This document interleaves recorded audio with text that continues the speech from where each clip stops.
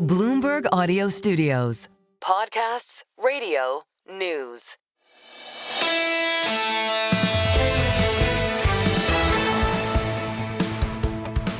The single best idea, to be quick here, is we have huge news flow in, including the war of Israel and Iran. Robert Hormats with us today, Ambassador Hormats with his public service in the State Department under Hillary Clinton.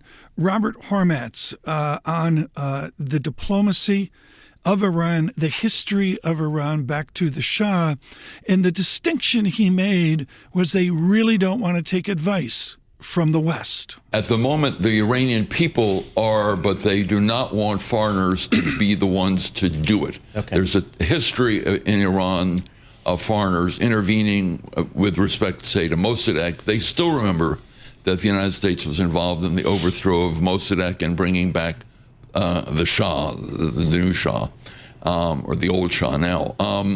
And they do not like the idea of foreign intervention. So they're very proud people. As you pointed out, they're an old 3,000-plus-year-old empire. And regime change induced by... We have no template here, Ambassador, do we? We have no template. We have no ability to change the regime. And the Iranians would resist that if Israel did it or the United States did it. They don't want foreigners to intervene. If they do it themselves, it's a very different matter. If we do it, it's a very different matter and a negative one. Robert Hormats there before Lisa Abramowitz and Danny Berger's conversation with the son of the former Shah. Joining us today in studio, wonderful to see Meredith Whitney. She's back out and far more visible than in recent years. The Meredith Whitney and the images, the debate, the back and forth is grounded in must-read research reports. She did an absolute tour de force on the retirement health crisis of older Americans.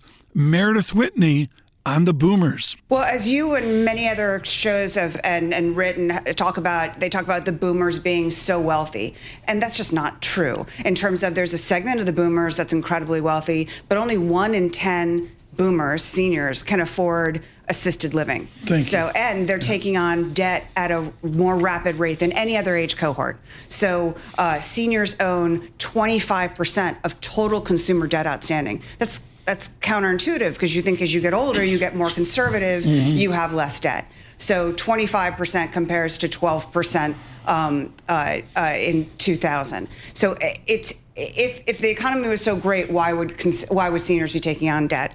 One thing that seniors have is they're sitting on a tremendous amount of equity, and they're starting to tap into that. So seniors have at least $14 trillion of tappable equity that they can access that could make them be able to stay in their homes longer, age in place, maybe get private home health care, and they're doing it. So 44% of home equity outstanding is held by seniors. Meredith Whitney offered brilliant written research, great chart on mortgage holdings of America, where we're literally back to the 80s and how conservative we are in paying off our housing debt. Just a superb effort there. She had some single best idea stocks, as a rocket mortgage came up a couple times, but I to be honest, I don't know if that's a buy, a hold, or a sell. We're on YouTube. I can't say enough about the building of Bloomberg Podcasts. It's way out front of anything I thought would ever happen. This podcast on Apple, on Spotify, and at YouTube Podcasts. This is single best idea.